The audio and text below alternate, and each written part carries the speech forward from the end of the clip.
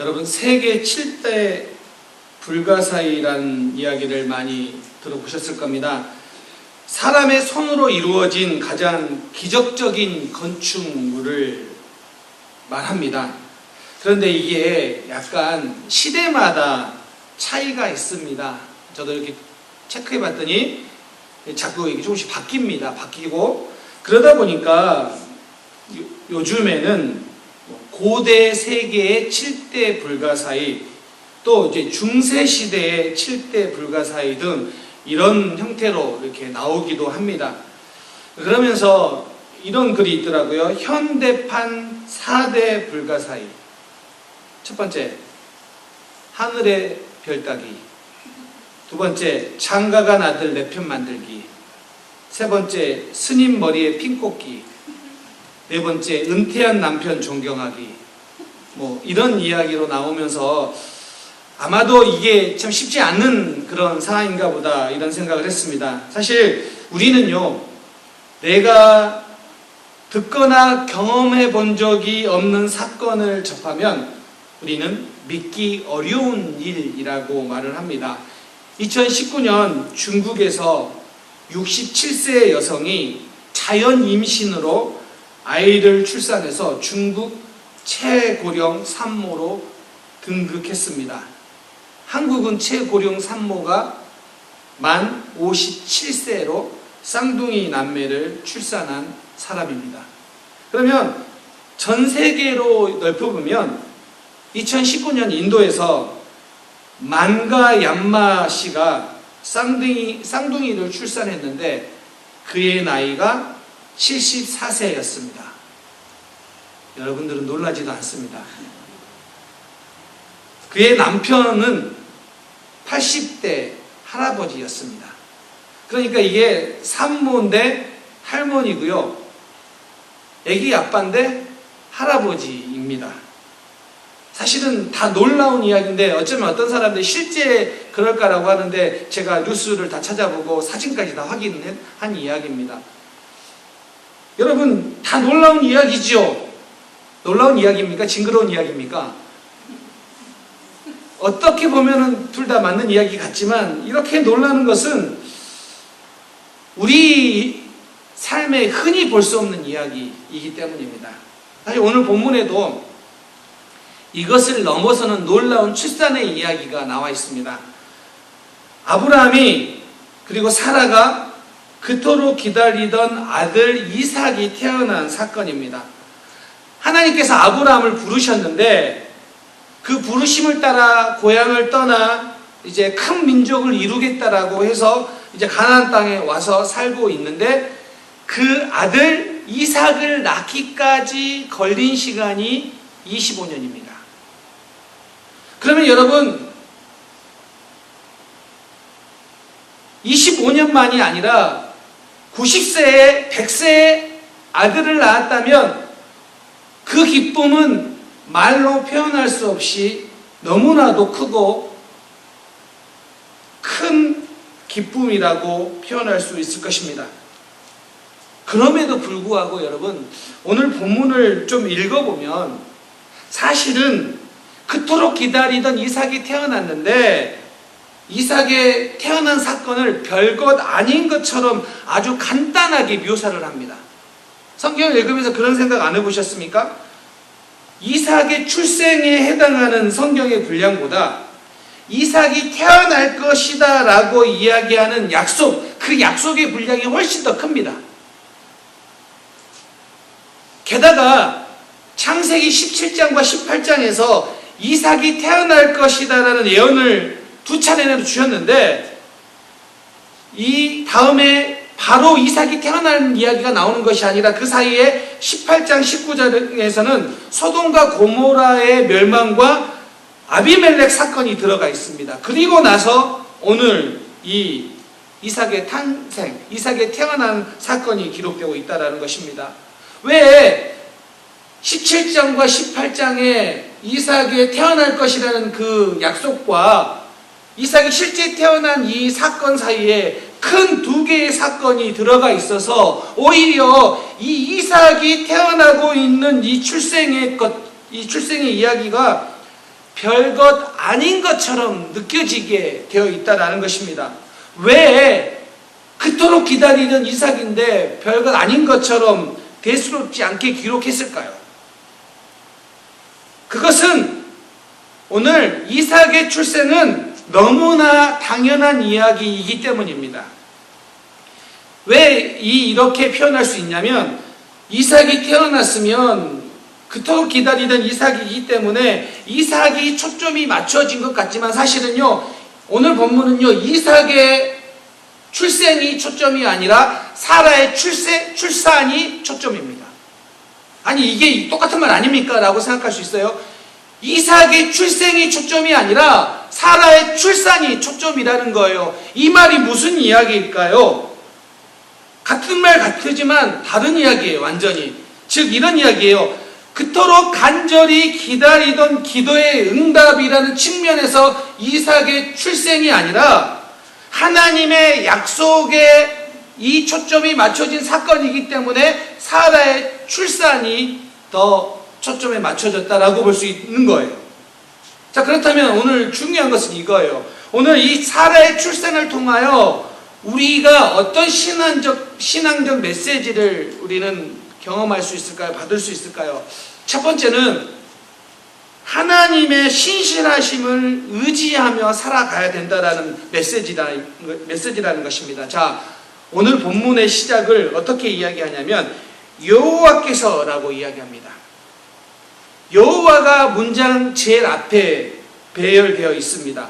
일반적으로 히브리어 문장은 동사로 시작되는 것과 달리 오늘 본문은 여호와가 제일 문장 시작에 나와 있습니다. 이것은 무엇을 강조하냐면 여호와에 의해 이 사건이 성취되었다는 것을 강조하기 위해 여호와가 동사 앞에 배열되었다는 거예요. 지금 이 히브리어 문장에서 뭘 강조하고 있습니까? 하나님이 성취하셨다라는 것을 강조하기 위해 처음 시작이 여호와가 들어가요. 또한 1절의 두 번째 문장에서 일반적으로는요, 동사가 포함된 주어를 통해서 설명할 수 있어요.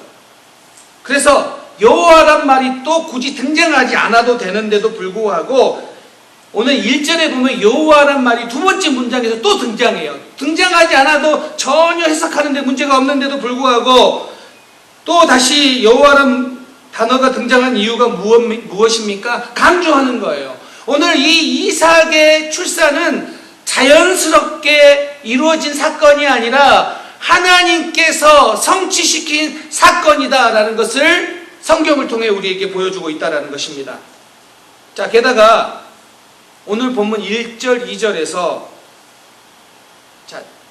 강조되는 문구가 있어요. 잘 들어보세요. 1절, 여호와께서 말씀하신 대로 사라를 돌보셨고 여호와께서 말씀하신 대로 사라에게 행하셨으므로. 2절, 사라가 임신하고 하나님이 말씀하신 시기가 되어 노년의 아브라함에게 아들을 낳으니. 자, 이 두 절에서 세 번이나 반복하고 있는 문구가 있어요. 뭐예요? 말씀하신 대로.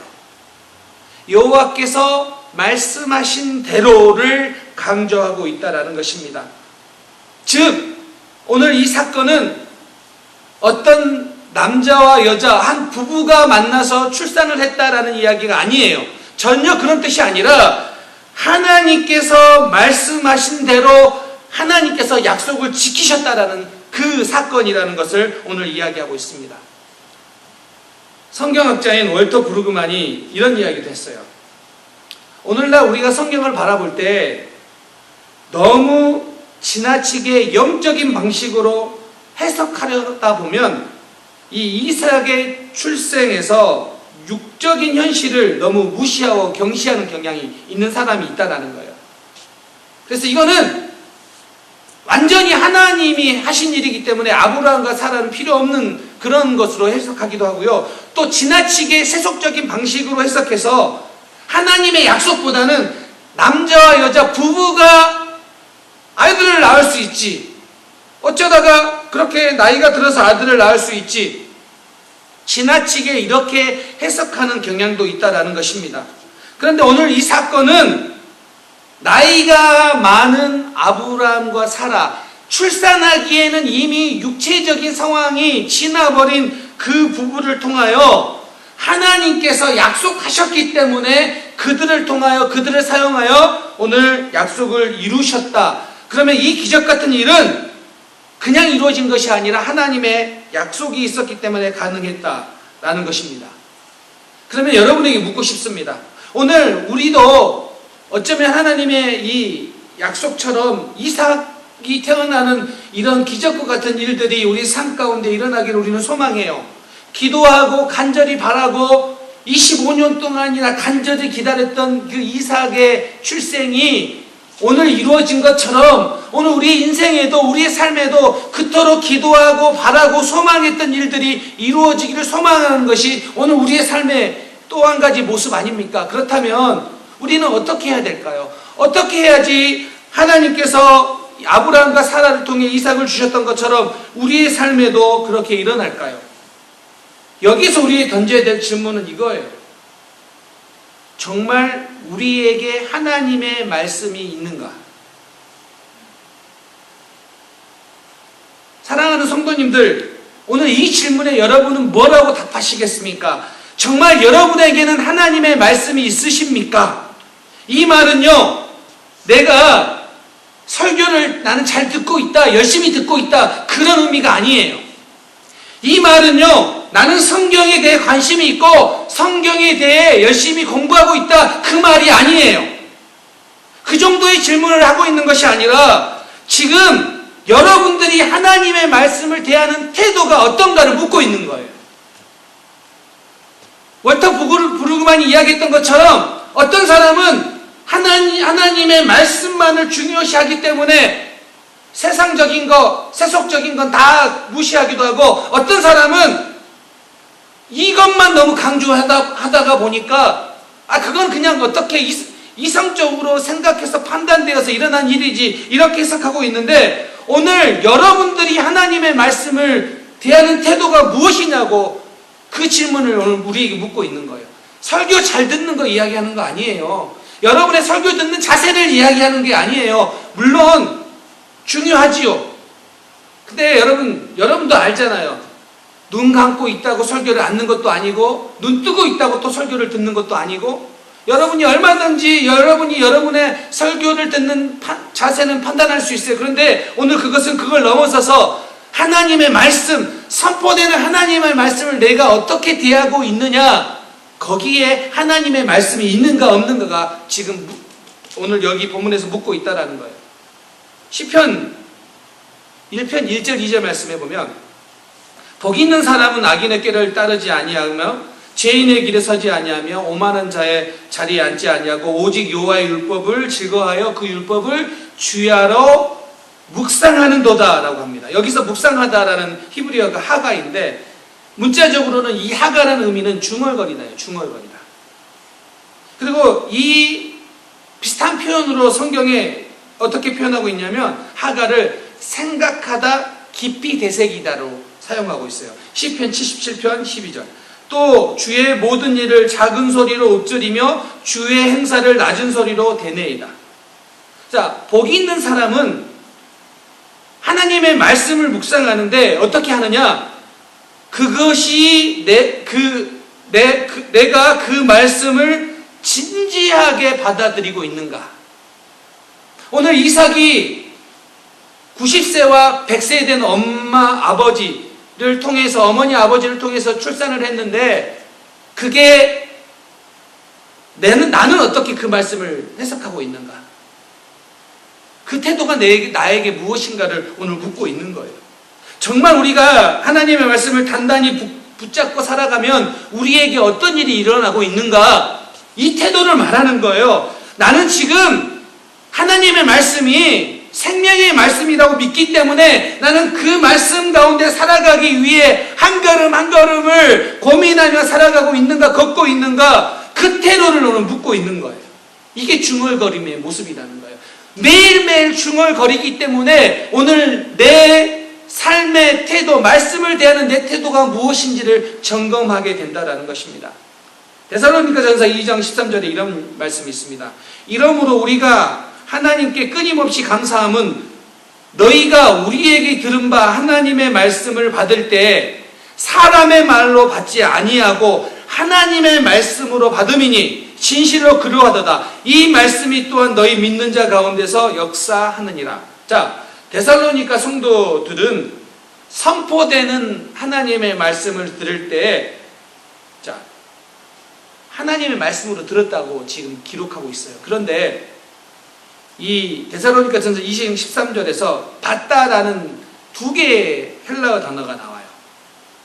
하나는 파랄라 본테스이고 또 다른 하나는 에덱사스데인데, 자, 앞에 있는 것은요, 귀 있는 사람들은 객관적으로 듣는 현상, 귀가 있으면 듣는 그 현상을 말하는 것입니다. 그러니까 여러분 이렇게 선포되면은 내게 들리는 소리, 그 소리를 말하는 것이고요. 두 번째에 나오는 이 받다라는 것은 그 말을 듣는 사람이 주관적으로 해석하는 것으로 듣는 현상을 말해요.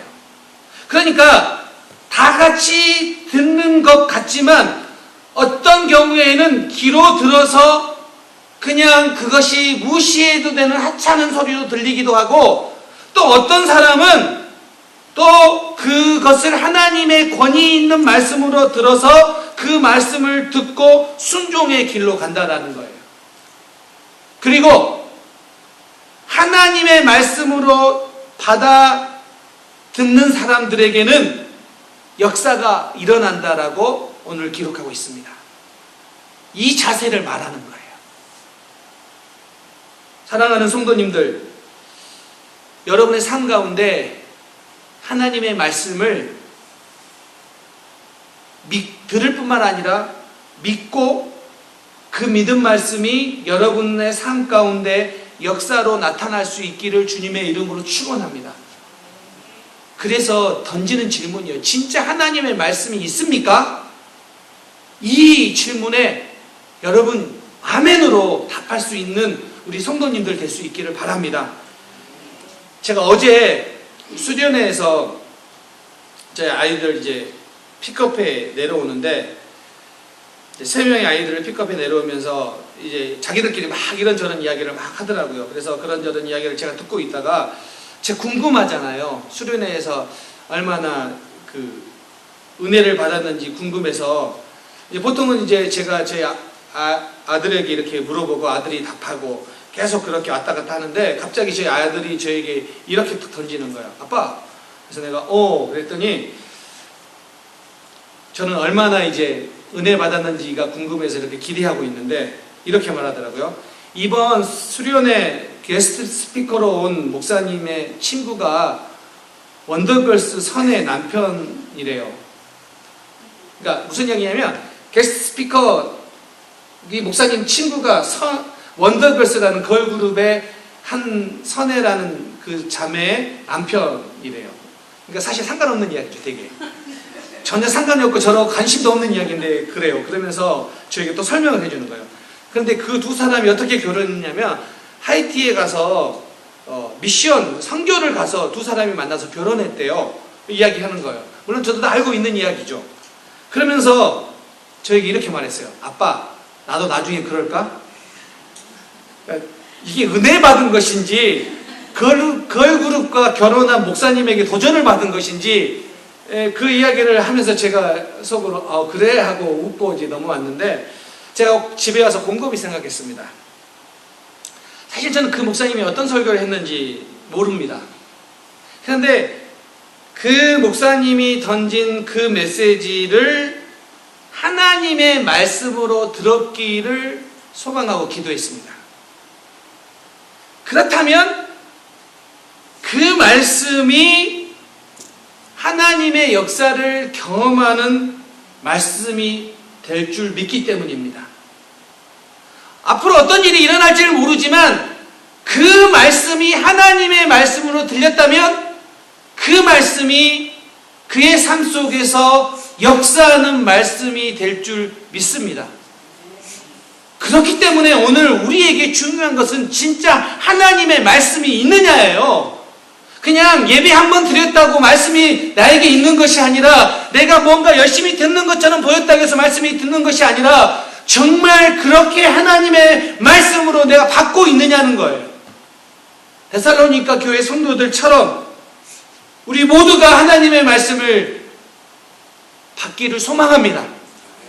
우리의 삶은요, 두 갈래로 나눠지게 되어 있어요. 어떤 사람들은 눈에 보이는 것을 쫓아가는 사람이고요. 어떤 사람들은 하나님의 말씀을 쫓아가는 사람이에요. 이 두 갈래로 나눠져 있어요. 그런데 우리는 어쩌면 날마다 이 두 가지의 선택을 하게 돼 있는 거예요. 내 눈에 보이는 대로 좋은 것을 선택할 것이냐, 하나님이 말씀하시는 것을 따라 선택할 것이냐. 이 두 가지 사이에서 우리는 매일매일 고민해요. 그런데 하나님의 말씀은 오늘 말씀처럼 때가 되면 반드시 이루어진다는 사실입니다. 그렇기 때문에 하나님의 말씀을 따라 살아가는 그 삶에는 후회하심이 없고 실패가 없는 것입니다. 여러분, 이 사실을 꼭 믿으시기 바랍니다. 자, 또 한 가지는 하나님은 기적을 베푸시기에 부족함이 없다. 이걸 믿으라는 거예요. 우리가 왜 하나님의 말씀을 가질 수 있느냐? 하나님은 그 말씀을 이루시기에 부족함이 없다라는 사실입니다. 그런데 이것을 믿느냐라는 거예요. 이게 중요하다는 거예요. 이것을 믿느냐. 자, 오늘 이삭이 태어난 것은 정말 힘든 일이에요. 그런데 이것은 하나님이 하신 일이라는 것을 강조하는 게, 자, 보세요. 1절에서 하나님께서 말씀하신 대로 사라를 돌보셨고, 자, 하나님께서 말씀하신 대로 사라를 돌보셨는데 이 돌보다에 해당하는 히브리어가 뭐냐면 피카드예요. 이 피카드라는 단어가 히브리어로 사실은 방문하다, 찾아오다라는 뜻이 있어요. 그래서 영어 ESV 성경에서는 비짓이라고 번역했고요. NIV 성경에서는 하나님이 은혜를 베푸셨다라고 번역을 했습니다. 이런 거죠. 즉, 이제는 너무 늙어버려서 아이를 출산하기 어려운 상황 속에 있는 사라를 하나님이 방문하셨고, 그래서 그에게 은혜를 주셨고, 그 은혜로 이삭이 태어났다. 그래서 여러분, 이 피카드라는 히브리 단어가 어디에 사용되냐면 사무엘상 2장 21절에 사용이 됩니다. 여호와께서 한나를 돌보시사 그로 하여금 임신하게 하여 세 아들과 두 딸을 낳게 하셨고, 여기에 동일한 단어가 들어가고 있습니다. 그러니까 하나님께서 약속하신 대로 사라를 돌보셨고, 하나님께서 말씀하신 대로 사라에게 행하셨다라고 하는데, 이 돌보다가 피카드라면 행하셨다는 아사라는 단어예요. 이건 만들다, 수고하다라는 단어예요. 사라가 이삭을 임신하도록 하나님께서 일하셨다라는 뜻입니다. 그래서 오늘 본문에 보면은 아브라함이라는 말을 사용할 때 그 앞에 꼭 이 단어를 좀 잘 사용해요. 노년의 아브라함.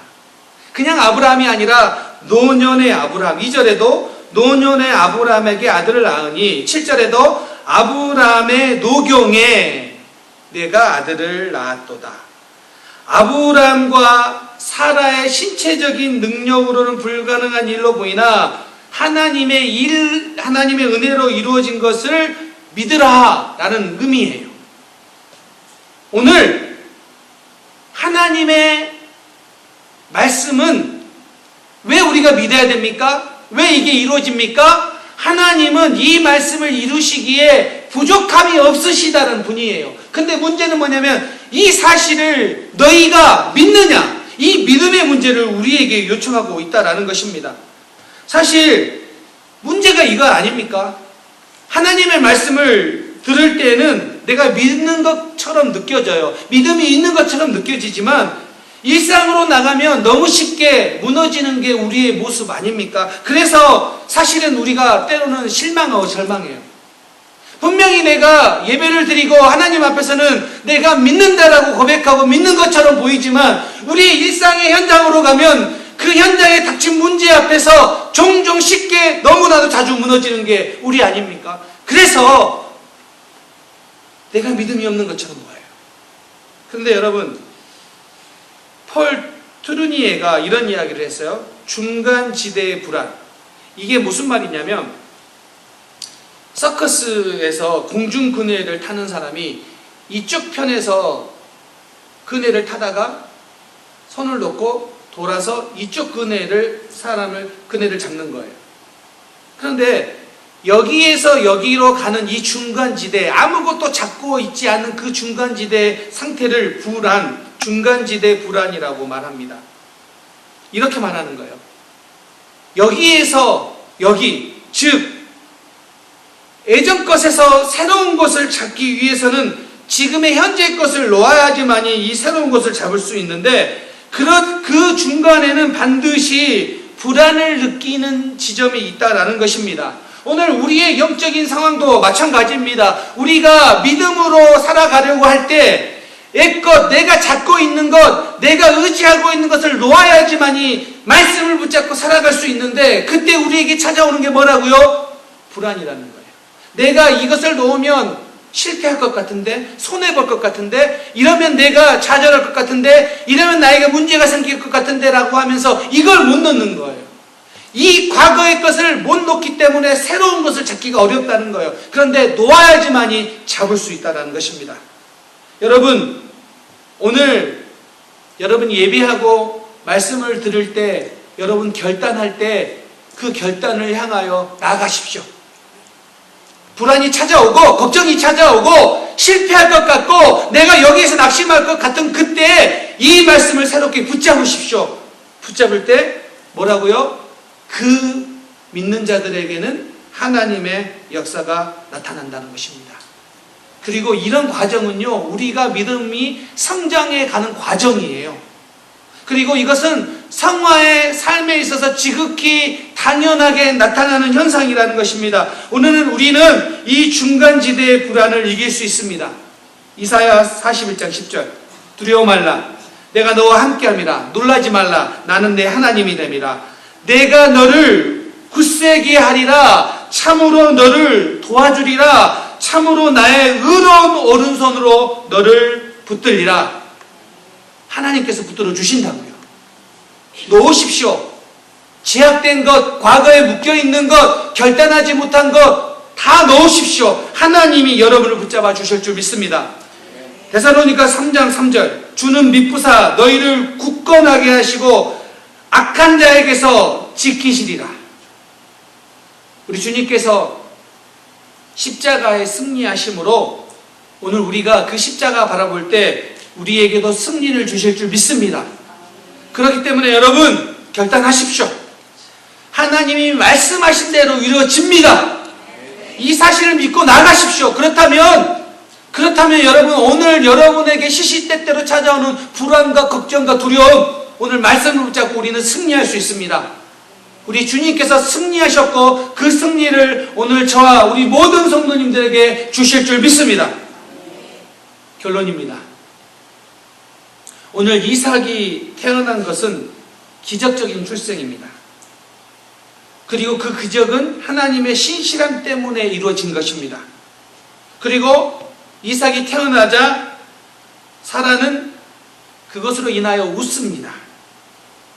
이전에는 반신반의하며 때로는 당혹스러움을 가졌는데 그걸 넘어서서 이제는 사라가 웃습니다. 그러면서 하나님이 나로 웃게 하신다라는 고백을 합니다.